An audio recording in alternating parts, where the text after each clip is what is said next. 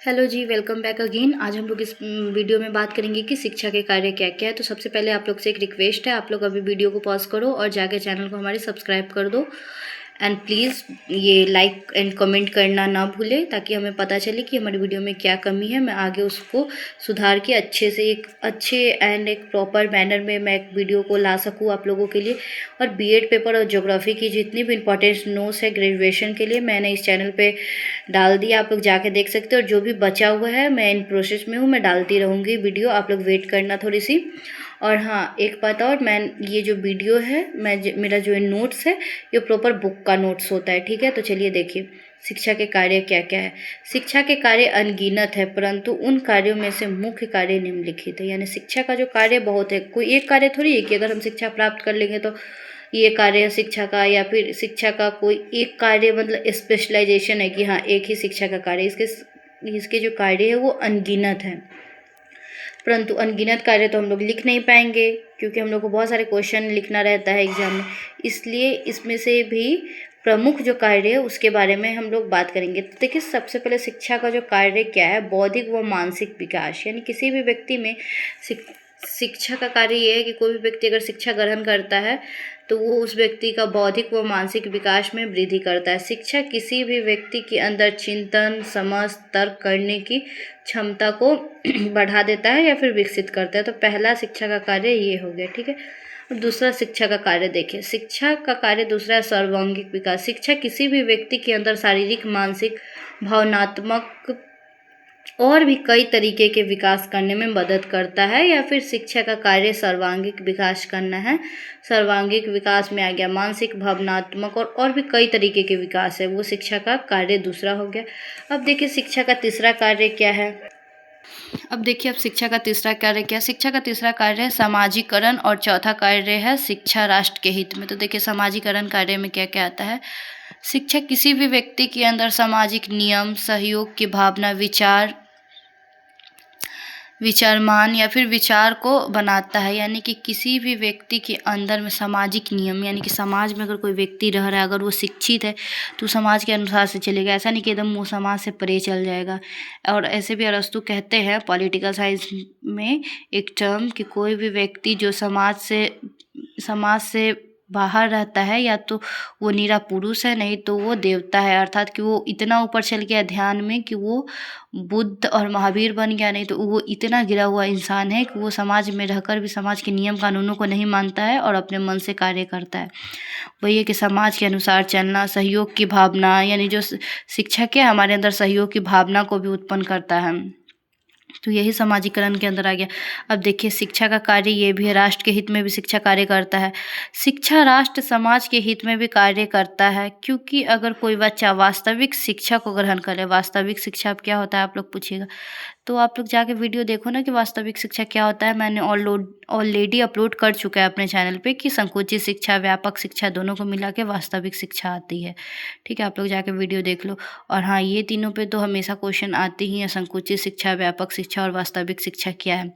या फिर कभी पूछ लेगा कि वास्तविक शिक्षा ऐसा कौन सा शिक्षा है जिसका मिश्रण है, तो घुमा के भी क्वेश्चन पूछ लेगा। तो देखिए शिक्षा राष्ट्र के हित में, शिक्षा राष्ट्र समाज के हित में भी कार्य करता है, क्योंकि अगर कोई बच्चा वास्तविक शिक्षा को ग्रहण करता है तो वो राष्ट्र या समाज के विकास में सहायता कर सकता है। अब देखिए वास्तविक शिक्षा यहाँ पे क्यों लिखा गया है, यही अंतर होता है बुक और फ़ोन से नोट्स बनाने का।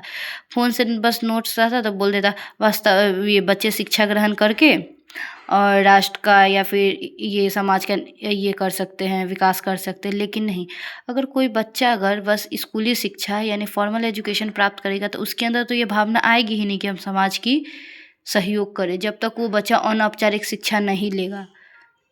या फिर व्यापक शिक्षा अगर कोई बच्चा ले लेगा तो उसके अंदर ये भावना आएगी ही नहीं कि हम सहयोग करें, समाज की, राष्ट्र की हित करें, क्योंकि उसने संकुचित शिक्षा को ग्रहण नहीं किया है। और जिसने संकुचित और व्यापक दोनों शिक्षा को ग्रहण कर लिया, यानी औपचारिक अनौपचारिक दोनों शिक्षा को ग्रहण कर लिया है, उसके अंदर ही यह भावना है, क्योंकि उसने तो किताबी ज्ञान रट लिया है जो राष्ट्र के निर्माण में करने में मदद आएगी, क्या क्या टेक्नोलॉजी यूज होगी सब चीज़ के लिए। और उसके अंदर अनौपचारिक शिक्षा भी आ गई है, क्योंकि उसने व्यवहारिक शिक्षा, सामाजिक शिक्षा समाज से ली है कि हाँ समाज को, राष्ट्र को आगे बढ़ाना चाहिए, उसका सहयोग करना है, इसलिए यहाँ पे वास्तविक शिक्षा लिखा गया है। ये चौथा हो गया। अब देखिए पाँचवा क्या है, नैतिक व चरित्र का विकास। कोई भी व्यक्ति हो अगर उसने सही तरीके से शिक्षा को ग्रहण किया हो तो उसके चरित्र में एक अलग ही निखार होता है, वो सत्य, ईमानदार और विवेकशील बन जाता है। ये पाँचवा है शिक्षा का कार्य। आप लोग एक बार फिर से देख लीजिए शिक्षा के कार्य में क्या क्या है। ये 2 पॉइंट हो गया, कम से कम आप लोग को 10 पॉइंट ऐसा लिखना होगा। देखिए ये तीसरा हो गया, ये चौथा हो गया, ये पाँचवा हो गया। अब देखिए आगे और क्या क्या लिखना है शिक्षा के कार्य में।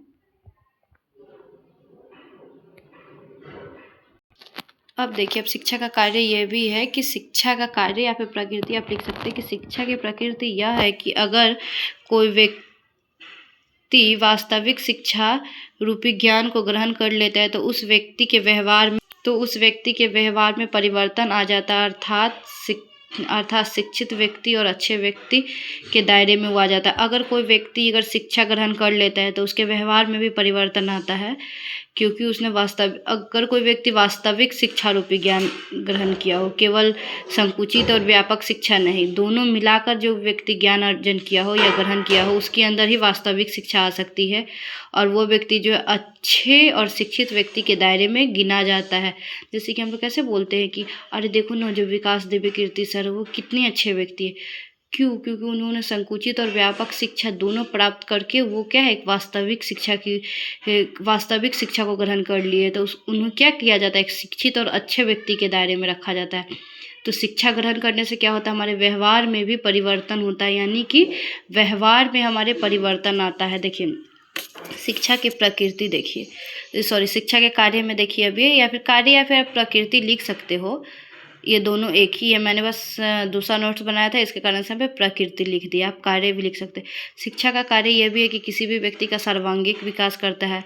शिक्षा ग्रहण करने से किसी भी व्यक्ति का मानसिक, शारीरिक, नैतिक तथा व्यवहार में वृद्धि होती है, अर्थात शिक्षा सर्वांगीण प्रक्रिया है, यानी पूर्ण तरीके से वृद्धि करती है शिक्षा किसी भी व्यक्ति के।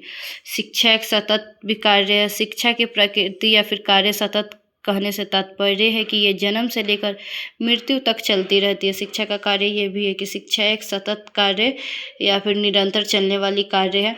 तो ये शिक्षा के कार्य के बारे में हो गया गाइज, और आप लोगों को अब आगे बात करेंगे शिक्षा की प्रकृति क्या है, उसमें बहुत लंबा वीडियो हो जाएगा, तो प्लीज़ आप लोग वेट करना and don't forget to subscribe this channel guys, करना मत भूलना। और देखिए शिक्षा ये कार्य लिख देंगे, उसके बाद हम लोग फिर क्या चीज़ पे आएंगे, निष्कर्ष पे आएंगे कि शिक्षा के कार्य कोई भी आप टॉपिक लिखो उसमें निष्कर्ष लिखना नहीं भूलना।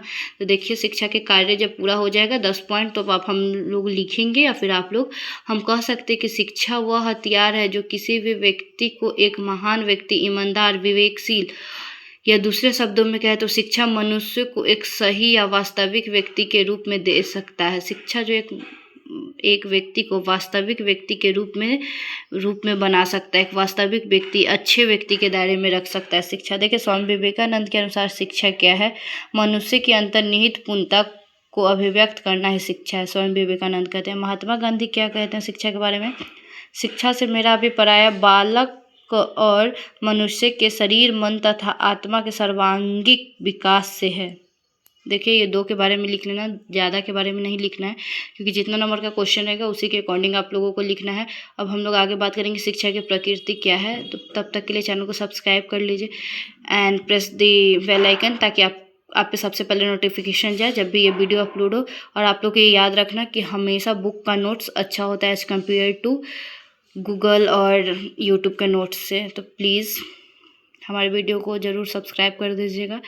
तो तब तक के लिए bye bye, thank you for watching. मिलते हैं नेक्स्ट वीडियो में शिक्षा की प्रकृति के बारे में, ठीक है।